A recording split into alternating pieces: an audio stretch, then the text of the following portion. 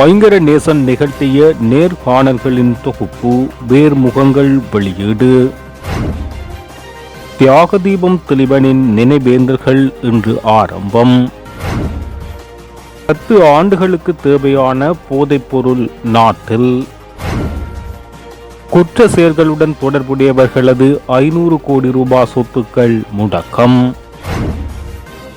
மாகாண சபை தேர்தல் குறித்து அரசின் அறிவிப்பு. அச்சுறுத்தலான தரப்பினரை பழிவாங்கும் அனுர அரசு மஹிந்த குற்றச்சாட்டு. மாகாண சபை தேர்தல்களை நடத்த ஜனாதிபதி அஞ்சுகிறார், சுமந்திரன் விளக்கம். மஹிந்த குடும்பத்துக்கு தொடரும் சோதனை, பெரும் சிக்கலில் சிறந்தி. குறுகிய மணி நேரங்களில் கடவுச்சீட்டினை பெற்றுக்கொள்ள வாய்ப்பு. தொடர்பான விரிவான செய்திகள். கலை இலக்கிய பேராளுமைகளுடன் சூழலியலாளர் ஐங்கர நேசன் நிகழ்த்திய நேர்காணல்களின் தொகுப்பு வேர்முகங்கள் என்ற பெயரில் நூலாக வெளியிடப்பட்டது. யாழ் பல்கலைக்கழக சைவ சித்தாந்தத்துறை தலைவர் கலாநிதி செல்வ மனோகரன் தலைமையில் நடைபெற்ற நிகழ்ச்சியில் வரவேற்புரையை கலை இலக்கிய செயற்பாட்டாளர் கை சரவணனும், கருத்துரைகளை ஊடகவியலாளர் சர்மிளா வினோதினி மற்றும் சமூக ஆய்வாளர் மசூதனன் ஆகியோரும் வெளியிட்டுரையை எங்கட புத்தகங்கள் பணிப்பாளர் கு வசீகரனும் வழங்கினார். நூல் வெளியிட்டு வைக்கப்பட்டதுடன் நூல் ஆசிரியர் போ ஐங்கரநேசன் இறுதியில் உரையாற்றினார். குறித்த நிகழ்வில் கலை இலக்கியத்துறை சார்ந்தவர்கள், பொதுமக்கள் என பலரும் கலந்து கொண்டனர்.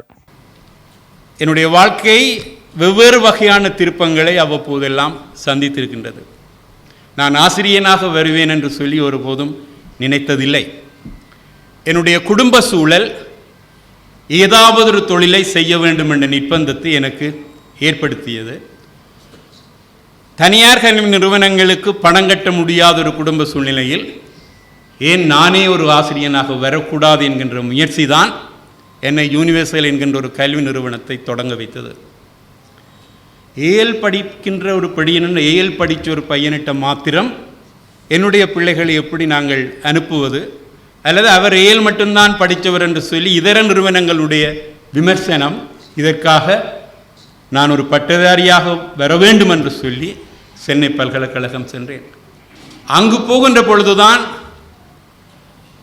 அதாவது வேலை நிறுத்தத்தில் ஈடுபட்டு பணியை துறந்திருந்த ஆசிரியர் சட்டநாதன் அவர்களை எனது நிறுவனத்தினுடைய இயக்குநராக கொண்டு வந்து வைத்துவிட்டு நான் படிக்க போனேன். அற்புதமான ஒரு மனிதர். எனக்கு கணக்கு பார்க்கறதெல்லாம் பழக்கத்திலே இருந்தது கிடையாது. மிக ஒழுங்காக சகலதையும் நிர்வகித்து செய்தது அவர்தான். சரி, இந்தியாவிலிருந்து படித்து முடிஞ்சதுக்கு பிறகு இந்தியன் கிராஜுவேட்டு தானே நீங்கள் படிக்கிறீங்களேங்கிற விமர்சனம், அதை தவிர்ப்பதற்காக நான் யாழ்ப்பாண பல்கலைக்கழகத்தில் தாவரவியல் முதுவிஞ்ஞானமானி பட்டத்தை நான் பயில்வதற்கு முயற்சித்து அதிலேயும் நான் அந்த பட்டத்தை பெற்றேன். அதற்கு பிறகு என்னுடைய டாக்டரேட் பண்ணுறதுக்காக கலாநிதி பட்டம் செய்யலாம் என்கின்ற நண்பர்கள், என்னுடைய உறவுகள், என்னுடைய குடும்பத்தினருடைய விருப்பம் காரணமாக கிழக்கு பல்கலைக்கழகத்தில் அதற்கான பதிவுகளை மேற்கொண்ட பொழுது விடுதலை புலிகளுக்குடான அந்த கிழக்கில் ஏற்பட்ட அந்த பிரச்சனை, அங்கு நான் போவதற்குரிய கதவுகளை அடைத்தேன். அங்கு போவது பாதுகாப்பு இல்லை என்கிறதன் காரணத்தினால் நான் அதனை தவிர்த்தும் கொண்டேன். ஆனால் அதையிட்டு எனக்கு எந்த கவலையும் இல்லை. நான் ஒரு அரச உத்தியோகத்தின் கிடையாது. எனக்கு பதவி உயர்வைக்கு கல்வி தகுதியை காட்டி போகிறதற்கு. ஆகவே நான் அரசாங்க உத்தியோகம் பார்ப்பதில்லை என்கின்ற முடிவையுமே நான் எடுத்தே வைத்திருந்தேன். என்னுடன் படித்தவர்கள் சிவசிதம்பரம் ஐயா அவர்கள் அப்பொழுது நல்லூர் தொகுதியினுடைய எம்பியாக இருந்த பொழுது அவர்கிட்ட போனால் அவர் வேலை வாங்கி கொடுப்பார். வங்கிக்கு, ஆசிரியருக்கு எது விருப்பமோ அதெல்லாம் நடக்கும். ஆனால் என்னிடம் அவர்கள் வந்த பொழுது எனக்கு அந்த தெரிவு இருக்கவில்லை. நான் யூனிவர்சல் என்கின்ற ஒரு தனியார் கல்வி நிறுவனத்தையே ஆரம்பித்தேன். உண்மையில் என்னுடைய வளர்ச்சிக்கான அல்லது எனக்கான ஒரு அத்திவாரத்தை இன்று அந்த யூனிவர்சல் தான் போட்டு தந்தது. இற்றை வரைக்கும் என்னிடம் படித்த பல்லாயிரக்கணக்கான மாணவர்கள் தான் வெளிநாடுகளில் இருந்தாலும் சரி, இங்கிருந்தாலும் சரி, இங்கே இருக்கக்கூடிய ஊடக அமையத்தினுடைய தலைவராக இருக்கிறார் செல்வம், அவர்கள் செல்வகுமார், ஆஸ்திரேலியாவில் இருந்த என்னுடைய மாணவர் வந்திருக்கின்றார் முகுந்தாஸ். இவர்களுடைய பலம்தான், அந்த ஆசிரிய பணிக்கு எனக்கு கிடைத்த அந்த வெகுமதி தான் இற்ற வரைக்கும் என்னை இயக்கிக் கொண்டிருக்கின்றது.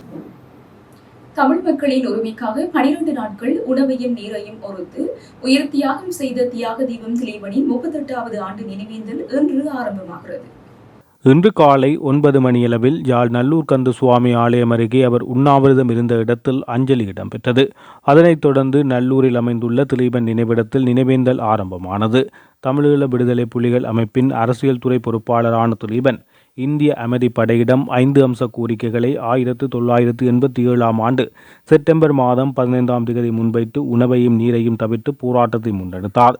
அவரின் கோரிக்கை எதுவும் நிறைவேற்றப்படாத நிலையில் 1987 ஆண்டு செப்டம்பர் மாதம் 26ஆம் தேதி முற்பகல் 10:48 மணிக்கு உயிர் நீத்தார். யாழ்ப்பாணம் ஊரழுவைச் சேர்ந்த திலீபனின் இயற்பெயர் ராசையா பார்த்திபன் என்பதாகும்.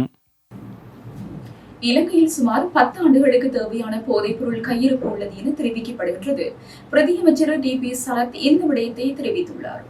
இன்றைய நாட்களில் நாட்டுக்கு போதைப்பொருள் கொண்டுவரப்படும் அனைத்து வழிகளும் நிறுத்தப்பட்டாலும் இன்னமும் 10 ஆண்டுகளுக்கு தேவையான போதைப்பொருள் கையிருப்பு இருப்பதாக அவர் தெரிவித்துள்ளார். அவ்வளவு பாரிய தொகை போதைப்பொருட்கள் நாட்டுக்குள் கொண்டுவரப்பட்டுள்ளதாக அவர் தெரிவித்துள்ளார். பெருமளவு போதைப்பொருள் மண்ணுக்குள் களஞ்சியப்படுத்தப்பட்டுள்ளதாக அவர் சுட்டிக்காட்டியுள்ளார். கொள்கலன்களின் ஊடாக பெருந்தொகை போதைப்பொருட்கள் களஞ்சியப்படுத்தப்பட்டுள்ளதாகவும் இது நாட்டுக்கு பெரும் அழிவை ஏற்படுத்தும் எனவும் அவர் சுட்டிக்காட்டியுள்ளார். நிகழ்வு ஒன்றில் பங்கேற்று உரையாற்றிய போது அவர் இவ்வாறு தெரிவித்துள்ளார். போதைப்பொருள் ஒழிப்பு நடவடிக்கைகள் தீவிரப்படுத்தப்படும் எனவும் அவர் இதன்போது சுட்டிக்காட்டினார். இந்த ஆண்டில் இதுவரையில் சுமார் 500 கோடி ரூபாய் பெறுமதியான சொத்துக்கள் தற்காலிக அடிப்படையில் முடக்கப்பட்டுள்ளதாக அரசாங்கம் தெரிவிக்கின்றது. திட்டமிட்ட குற்றச்செயல்களுடன் தொடர்புடைய பாதாள உலக குழு உறுப்பினர்கள் என சந்தேகிக்கப்படும் சொத்துக்களே அதிகளவில் இவ்வாறு முடக்கப்பட்டுள்ளதாக தெரிவிக்கப்பட்டுள்ளது. பொது பாதுகாப்பு அமைச்சர் ஆனந்த் விஜயபால இந்த தகவலை வெளியிட்டுள்ளார். இவ்வாறு முடக்கப்பட்ட சொத்துக்களில் சில அரசியல்வாதிகளின் சொத்துக்களும் உள்ளடங்குவதாக அவர் தெரிவித்துள்ளார். உண்மையில் பாராளுமன்றத்தில் நிறைவேற்றப்பட்ட குற்ற செயல்களின் ஊடாக ஈட்டப்பட்ட சொத்துக்களை முடக்கும் சட்டத்தின் அடிப்படையில் இந்த சொத்துக்கள் முடக்கப்பட்டுள்ளதாக தெரிவித்துள்ளார்.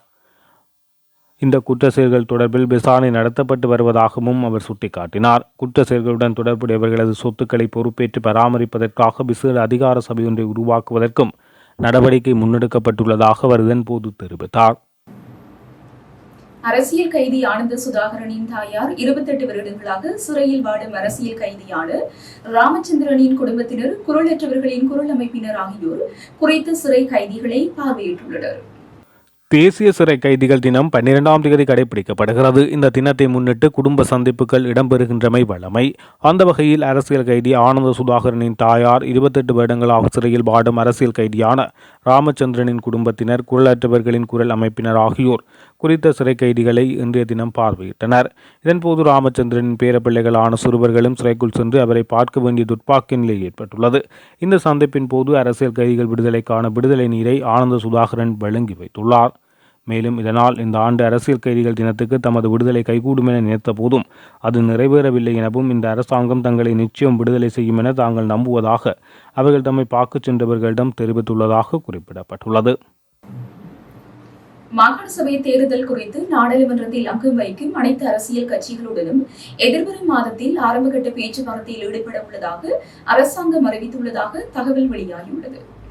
அதன்படி சகல தரப்பினரும் ஒருமித்த நிலைப்பாட்டுக்கு வந்தால் மாகாண சபை தேர்தலை விரைவாக நடத்த முடியும் என மாகாண சபை உள்ளூராட்சி மன்றங்கள் மற்றும் பொது நிர்வாக அமைச்சர் சந்தன அபேரத்ன தெரிவித்துள்ளார். மாகாண சபை தேர்தல் குறித்து ஊடகம் ஒன்று வினவிய போது அவர் இதனை தெரிவித்தார். அவர் மேலும் தெரிவிக்கையில், மாகாண சபைகள் மக்கள் பிரதிநிதிகள் இல்லாமல் அரசு அதிகாரிகளால் நிர்வகிக்கப்படுவது ஜனநாயகத்துக்கு பொருத்தமற்றது. ஆகவே மாகாண சபை தேர்தலை விரைவாக நடத்த வேண்டும் என்ற நிலைப்பாட்டில் அரசாங்கம் உறுதியாக உள்ளது.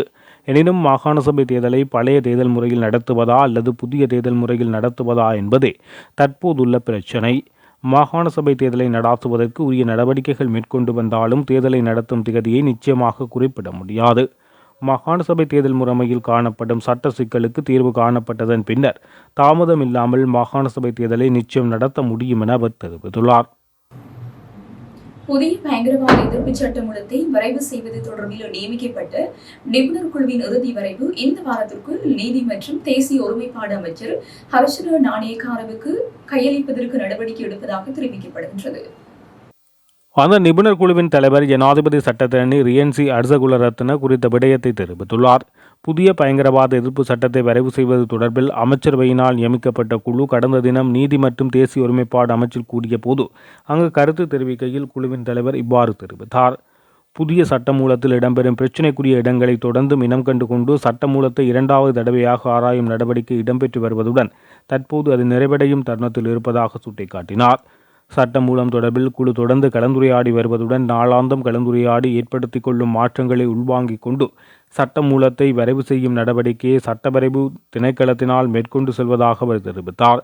நீதி அமைச்சில் இடம்பெற்ற இந்த கலந்துரையாடலில் சட்டமா அதிபர் திணைக்களத்தின் மேலதிக சொலிசிட்டர் ஜெனரல், ஜனாதிபதி சட்டத்தரணி நெரின் புல்லே, நீதி மற்றும் தேசிய ஒருமைப்பாட்டு அமைச்சின் மேலதிக செயலாளர் பியமுண்டி பீரிஸ், ஜனாதிபதி சட்டத்தரணி சாலிய பீரிஸ் உள்ளிட்ட நீதி மற்றும் தேசிய ஒருமைப்பாட்டு அமைச்சின் உயர் அதிகாரிகள் கலந்து கொண்டமை குறிப்பிடத்தக்கது.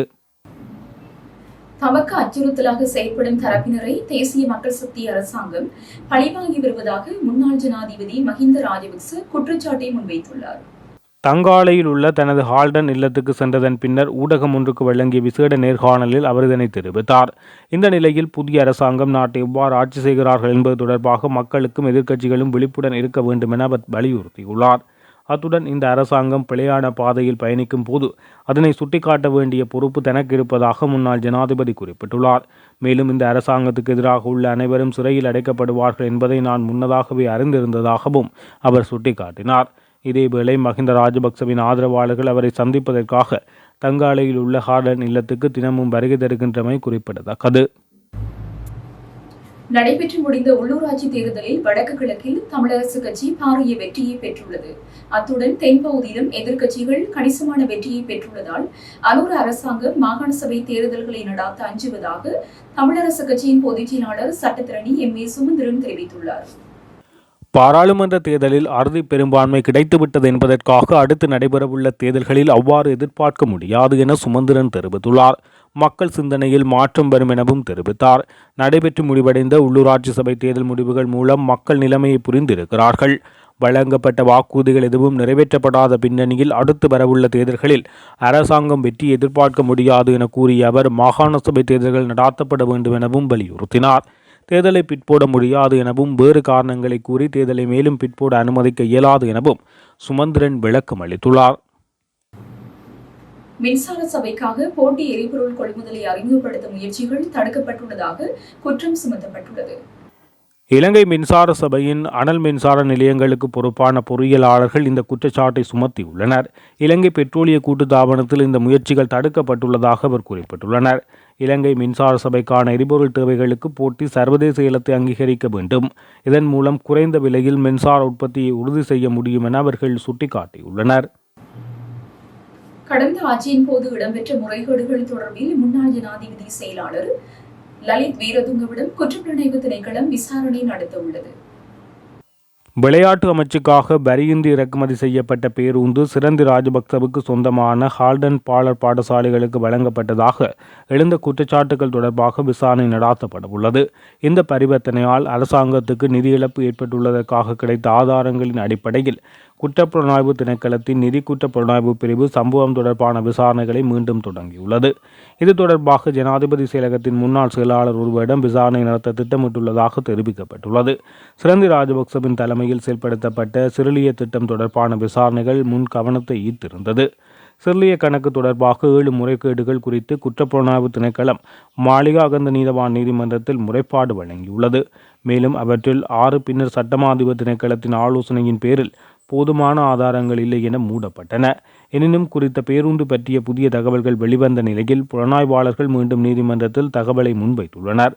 அதற்கமைய தொடர்பாக வாக்குமூலங்களை பதிவு செய்வதற்காக லலித் வீரதுங்கவையும் முன்னாள் கூடுதல் செயலாளர் வரவழைக்க குற்றப்புலனாய்வு திணைக்களத்துக்கு இப்போது உத்தரவுகள் கிடைத்துள்ளதாக அறிய கிடைத்துள்ளது. கடவுச்சீட்டு விண்ணப்பம் சமர்ப்பிக்கப்பட்ட 4 மணி நேரத்திற்குள் உரிய நபருக்கு கடவுச்சீட்டு வழங்கப்படும் என குடிவரவு மற்றும் குடிநலவுத்துறையின் துணை கட்டுப்பாட்டாளரும் ஊடக பேச்சாளருமான மகேஷ் கருணாதாஸ் தெரிவித்துள்ளார். ஊடகவியலாளர் சந்திப்பில் கருத்து வெளியிட்ட அவர் இதனை குறிப்பிட்டுள்ளார். ஒரு நாள் சேவையின் கீழ் ஒரு நாளைக்கு 1500 முதல் 2000 வரை கடவுச்சீட்டுகள், வழக்கமான சேவையின் கீழ் சுமார் 1000 கடவுச்சீட்டுகளும் வழங்கப்படுவதாக அவர் குறிப்பிட்டுள்ளார். கடவுச்சீட்டு பெற ஒரு நாள் சேவைக்கு 20,000 ரூபாவும் வழக்கமான சேவைக்கு 10,000 ரூபாவும் அறவிடப்படுகிறது. கடவுச்சீட்டுக்கு விண்ணப்பிக்கும் போது தேசிய அடையாள அட்டையில் ஏதேனும் தெளிவின்மை இருந்தால் காலதாமதங்கள் ஏற்படக்கூடும். எனவே கடவுச்சீட்டுக்கு விண்ணப்பிக்கும் போது மக்கள் தங்கள் தேசிய அடையாள அட்டை மற்றும் பிறப்பு சான்றிதழில் கவனம் செலுத்தி அவை தெளிவாக இருப்பதை உறுதி செய்ய வேண்டும். 16 வயதில் அடையாள அட்டைக்கு விண்ணப்பிக்கும் நபர்களுக்கு பல ஆண்டுகளின் பின் உடல் வடிவமைப்பில் மாற்றங்கள் ஏற்படுவதை கருத்தில் கொண்டு 10 ஆண்டுகளுக்குள் கடவுச்சீட்டு வழங்கப்படும். மேலும் ஒரு நாள் சேவை மற்றும் வழக்கமான சேவையின் கீழ் ஒரு நாளைக்கு சராசரியாக 4000 முதல் 5000 வரை கடவுச்சீட்டுகள் வழங்கப்படுவதும் என குடிவரவு மற்றும் குடியகல்வுத் துறையின் துணை கட்டுப்பாட்டாளர் மேலும் சுட்டிக்காட்டியுள்ளார். இத்துடன் ஜெஃப்னக்லரியின் மதிய நேர பிரதான செய்திகள் நிறைவடைகின்றன. மேலதிக செய்திகளை அறிந்து கொள்ள www.jeffnaglary.lk என்ற இணையதளத்தினூடாக இணைந்து கொள்ளுங்கள்.